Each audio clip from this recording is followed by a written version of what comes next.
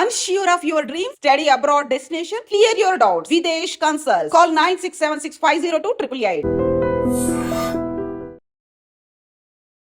Operation Sindoor అనేది ఎందుకు వచ్చింది? మహిళల బొట్టు తుడిపేసి వెళ్ళి మోదీకి చెప్పు అన్నప్పుడు మోదీకి చెప్పామని మహిళలు ముందుకొచ్చి తీసుకొచ్చిన ఆపరేషన్ సింధూర్ అనే అంశం ఇప్పుడు ఇద్దరు మహిళలు మొత్తం ట్రెండింగ్ నడుస్తున్నారనమాట. ఎక్కడ పట్టినా అసలైన ఫెమినిజం అంటే ఏంటి, ఉమెన్ ఎంపవర్మెంట్ అంటే ఏంటి అనేది వాళ్ళిద్దరిని చూసి తెలుసుకోవాలనిపిస్తుంది. సో వాళ్ళిద్దరి గురించి ఈరోజు నాతో మాట్లాడడానికి అడ్వకేట్ సుభాషిణి గారు ఉన్నారు. మేడంతో మాట్లాడదాం. Hello ma'am. Hi. Okay ma'am, అంటే ఉమెన్ ఎదుగుతుంటే అదొక ఆనందమైన విషయం అయితే ఇలాంటి సిచ్యువేషన్లో ఉన్నప్పుడు చాలా ప్రౌడ్గా ఫీల్ అవుతూ ఉంటాం. సో వాళ్ళిద్దరి గురించి ఏం చెప్తారు మ్యామ్? సో వీళ్ళిద్దరిని మనం ఒక ఎగ్జాంపుల్గా తీసుకోవచ్చు. ప్రతి విమెన్కి కూడా ఏదో నేను సెక్షువల్ హరాస్మెంట్ అయిపోయినాను, లేకుంటే నన్ను ఏదో అంటే రేపిస్టుల అంటే వాళ్ళతో రేప్ చేయబడ్డాను, లేకుంటే ఇంకేదో అయిపోతుంది. ఇప్పుడు అంటే ఒక 100 మందిలో ఒక్క వ్యక్తికి జరిగిన ఇన్సిడెంట్ని యావత్ 99 మందిని కలవరపరుస్తుంది.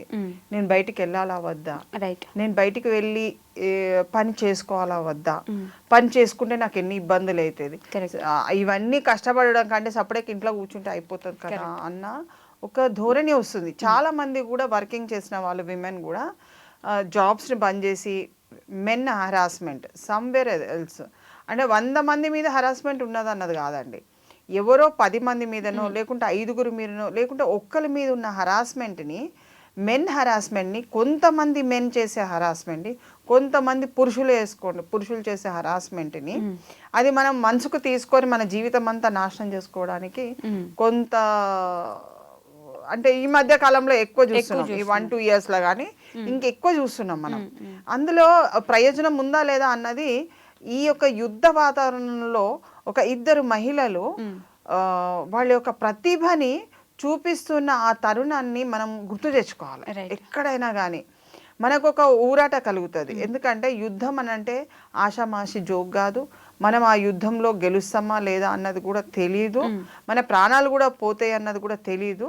కానీ ఒక ఇద్దరు మహిళల్ని అంటే సెంట్రల్ గవర్నమెంట్ కూడా ఒక ఎంచుకోవడంలో కూడా ఒక ప్రతిభ ఉన్న మహిళలకి ఒక మంచి అవకాశం ఇచ్చింది. మీ నిజాయితీని, ప్రతిభనే కాదు, మీకున్న టాలెంట్ ఏంటిది, మీకున్న అవకాశం ఏంటిది, ఆ అవకాశాన్ని మీరు మీ యొక్క కళని సహకారం చేసుకోవడానికి ఈ ఒక మంచి వేదిక. ఇప్పుడు సోఫియా గారు కానివ్వండి, లేకుంటే వయమ్మా సింగ్ కానివ్వండి, చాలా మటుకు కూడా ఒక ఆమె వచ్చేసి ఇండియన్ ఎయిర్ ఫోర్స్లో ఉంది, ఇంకొక ఆమె వచ్చేసి ఇండియన్ ఆర్మీలో ఉంది. దిట్టలు అంటే వాళ్ళకున్న ఎడ్యుకేషన్ సిస్టమ్ కానివ్వండి, వాళ్ళు నేర్చుకున్న వే ఆఫ్ స్టైల్ని ఎగ్జిబిటింగ్ చేయడంలో అస్సలు ప్రతిభని కనపరిచిండ్రు. The way they are talking, the way they representing India, ఒక మైక్ ముందు వచ్చి వాళ్ళు నిలబడి చెప్పుతుంటే మనకు రోమాలు నిక్కపొడుస్తున్నాయి. ఎందుకనంటే ఇది ఈ యుద్ధము అంటే 3rd వరల్డ్ వార్కి తీసే యుద్ధంగా కొన్ని దేశాలు చెప్తున్నాయి. యుద్ధాన్ని బంద్ చేయాలి, రెండు దేశాల మధ్యన ఈ యుద్ధం మంచిది కాదని చెప్తున్న తరుణంలో అంత వాల్యుబుల్ స్టేజ్ని, అంత వాల్యుబుల్ ఆ యొక్క వాతావరణాన్ని వాళ్ళు జీర్ణించుకొని దాంట్లో దూసుకుపోతున్న వే ఆఫ్ థింకింగ్ ఉన్నది చూడండి. వే ఆఫ్ థింకింగ్ అంటున్నా నేను, ఆ ఆలోచన అది ఎంత అంటే ఒక గర్వకారణం, స్త్రీలకు గర్వకారణం. మళ్ళీ దీనివల్ల ఏంటంటే ప్రతి పురుషునికి కూడా స్త్రీలలో ఇంత ఒక మల్టిపుల్ టాలెంట్ ఉంది. వాళ్ళకి ఏదన్నా ఇస్తే పని వాళ్ళు సత్వరంగా చేయగలుగుతారు, ప్రతిష్టతోని చేస్తారు, వాళ్ళకు కావాల్సింది గౌరవం అని చెప్పేసి తెలుసుకుంటారు ప్రతి వ్యక్తి కూడా. ఎందుకంటే మీరు శ్రీకృష్ణుని చూసిన, సత్యభామని చూసిన, ప్రతి దాంట్లో కూడా స్త్రీ సహకారం అన్నది మనం చూడగలిగినాము. అందులో అవన్నీ ఒకవైపు పోతే ఇంకోవైపు నానానికి ఇంకోవైపు ఏంటంటే మహిళల్ని కించపరచడము, మహిళల్ని దుర్భాషలాడము, మహిళలు దేనికి పనికిరానడము, మహిళల్ని వేస్ట్ కేటగిరీ కింద లెక్క కట్టడము, మహిళల్ని ఒక ముందుకొస్తే హేళన చేసి హేళన చేయడమేనే కాదు, వీక్నెస్ మహిళల్ని ఒక వీక్ పాయింట్గా తీసుకొని సెక్షువల్గానే ఆమెని వాడుకోవాలి అన్న కుతూహలతో ఉన్న వ్యక్తులకి ఈ యొక్క సంఘటన ఒక ధీటుగా వాళ్ళకి కనబడాలి. రైట్. ఎందుకంటే అయితే కాళికామాత కావచ్చు, అయితే ప్రశాంతంగా నేను దీవించవచ్చు. నీకు దీవెన తీసుకుంటే మంచిదే. అంటే ఒక మహిళ దీవిస్తే ఇట్ ఈస్ వెరీ గుడ్, అంటే your life is been saved అన్నది ఉంటుంది. అదే ఒక మహిళ రుద్ర రూపాన్ని దాల్చి ఒక కాళికామాతగా ఏర్పడ్డప్పుడు నీ జీవితం ఏంటి అన్నది కూడా చూడాలి. కొంతమంది మహిళలు ఎక్కడైతే మహిళ అంటే కావలసుకొని లేని విషయాన్ని కూడా క్రియేట్ చేయడంలో దిట్టగా ఉన్నారంటే కొంత పర్సంటేజ్, అది మనము ప్రతి దాంట్లో ఉంటారు. ఒక పురుషుల్లో ఉండొచ్చు, ఒక మహిళల్లో ఉండొచ్చు. But when it comes to the అంటే మనం ఒక చట్ట ప్రకారంగా తీసుకుంటే విమెన్ ఎంపవర్మెంట్, మహిళా సాధికారత అనుకుంటున్నాం. ఆ సాధికారత ఏ విధంగా సాధించవచ్చు అన్న ఒక అంశాన్ని మనం తీసుకున్నప్పుడు అన్నిట్లో సాధ్యమైనంత వరకు మహిళలకి జరిగే అపకారం కంటే గౌరవం ఇస్తే, అపకారం చేయడం మానేయండి, గౌరవాన్ని ఇస్తే ఒక కుటుంబమే కాదు, సమాజమే కాదు, దేశ ప్రతిష్టకు పనికొచ్చే ఆ యొక్క విధి విధానాలను కనబరుస్తుంది. రైట్. ప్రతి ఇంట్లో కూడా మహిళని, ఇంట్లో అంటున్నాను, ఇంట్లో కానుంచి మహిళల్ని గౌరవించాలి. బిడ్డలు ముందు ఇంట్లో బిడ్డలు కంపల్సరీ గౌరవించాలండి. పిల్లలు గౌరవించట్లేదు. కరెక్ట్. అంటే తల్లిదండ్రులని చూస్తున్నాం కదా, పిల్లలు గౌరవించట్లేదు. ఏపో ఏమి నీకేం తెలియదు పో అని ఆమెని తీసి పడేస్తున్నారు, గంజిలో ఈగ తీసేసినట్టు తీసి పడేస్తున్నారు. అది చాలా మంచిది కాదు. సిస్టాన్ని అడాప్ట్ చేసుకోవడము ఎవరి వల్ల. నేను 24 hours నీకు చేస్తాను, నేను 4 గంటలే పండుకుంటాను, నాకు నిద్ర వస్తుందో లేదో, అయినా నీకు ఏం కావాలన్నా కానీ టైంకి నేను చేసి పెడతాను. భర్త పైసలు ఇచ్చినా ఇయ్యకున్నా తల్లిదండ్రులను అడిగో లేకుంటే అప్పు చేసో ఇంటికి కష్టపడి పనిచేసేది మహిళ.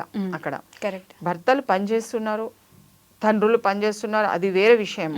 ఇక్కడ మన మహిళల గురించి మాట్లాడుకున్నప్పుడు మహిళల యొక్క స్తోమతని నువ్వు ఎప్పటికప్పుడు ఆమెని లవ్ అండ్ ఎఫెక్షన్తో చూడాలి, ప్రేమపూర్వకంగానే చూడాలి, ప్రేమపూర్వకంగానే గౌరవించాలి. అప్పుడే మన దేశ యొక్క సౌభాతృత్వాన్ని మనం కాపాడుకోగలుగుతాం. That is a very very important point. నీకు శిక్షలు, మహిళకే చాలా చట్టాలు ఉన్నాయి అని అందరూ మాట్లాడుతున్నారు, కానీ చట్టాలు ఉన్నది ఎందుకు? మహిళలకు జరుగుతున్న అనేకమైన కష్టాల దృష్ట్యా చట్టాలు ఉన్నవి. అవన్నీ మహిళలు ఎవరు వాడుకుంటలేరు. కొంతమంది మహిళలు వాడుకున్న దాన్ని తీసి బాధిత మహిళలు వాడుకోని వాళ్ళ మీద పెడితే ఎట్లా? అందరికీ 100% వాడుకోవట్లేదండి. అవసరం ఉన్న వాళ్ళు, అవసరం లేని వాళ్ళు ఎక్కువ మంది. అవసరం ఉన్న వాళ్ళు వాడుకుంటే పర్వాలేదు, అవసరం లేని వాళ్ళు వాడుకుంటే మనకు అంటే మన సిస్టమ్ ఖరాబ్ అవుతుంది. కాబట్టి చట్టాన్ని దుర్వినియోగపరచడం కంటే చట్టాన్ని సద్వినియోగం చేసుకోవడంలోనే అది ఆనందం ఉంటుంది. మళ్ళీ వీళ్ళలో ఉన్న చైతన్యము, ఒక సమస్య వస్తే ఆ సమస్యని కీలకంగా ఏ విధంగా డ్యామేజ్ కాకుండా, ప్రజలకు డ్యామేజ్ కాకుండా, వ్యక్తి యొక్క స్వలాభానికి కూడా ఉపయోగపడకుండా ఒక సమిష్టిగా దేశ రక్షణకే ఉపయోగపడే విధంగా వాళ్ళు యుద్ధాన్ని ఆపరేషన్ సింధూర్ మీద తీసుకొని ముందుకు వెళ్తున్న ఆ టాక్ట్ఫుల్నెస్ ఉన్నది చూసిందా, చాలా గర్వించదగ్గటి. We should be very proud to be the Indians. And in those అంటే వాళ్ళ మేనేజ్మెంట్లో ఇప్పుడు సాగుతున్న ఈ ఆపరేషన్ సింధూర్ని we should appreciate it. And all the Indians, మనం ఇండియన్స్ అనే కాదు, అనేక దేశాల వాళ్ళు కూడా అప్రిసియేషన్ ఇస్తున్నారు. సో ఏంటంటే ఇది ఒక శక్తిగా భావించి మనము మహిళల్ని, వాళ్ళని ఒక గౌరవంగా తీసుకుంటూ, మనకు వీక్నెసెస్ ఉన్నాయి, మనం ఎక్కడైతే మనం తట్టుకోలేని పరిస్థితిలో ఉన్నామో అలాంటి క్షణాలలో ఈ యుద్ధ వాతావరణంలో వాళ్ళు ఇస్తున్న శక్తిని మనము దాన్ని అనుగుణంగా చేసుకుంటూ మన యొక్క శక్తిని నిరూపించగలిగితే అది చాలా చాలా ఈ దేశానికే చాలా రక్షణ, చాలా రక్షణ. అది మనకు ఏర్పడదండి. మహిళలు రోజు ఇంట్లో కూర్చొని ఏడవడం కంటే it is better go for a better health, better life. అది చాలా మంచిది. ఏ ఇంటికి కూడా, ఏ స్త్రీ కూడా ఏడవడం మంచిది కాదని పురాణాల్లో వ్యక్తపరిచిండ్రు, ఇప్పుడు కూడా చెప్తున్నారు. కాబట్టి భర్తలైనా తండ్రులైనా పిల్లల్ని మీరు చీదరించుకోకండి. తండ్రులు ఏదైతే పిల్లలు ఏదైనా చిన్న చిన్న పొరపాట్లు చేస్తారో, నేను బాయ్ ఫ్రెండ్స్తో మాట్లాడుతున్నారని చీదరించుకోకండి.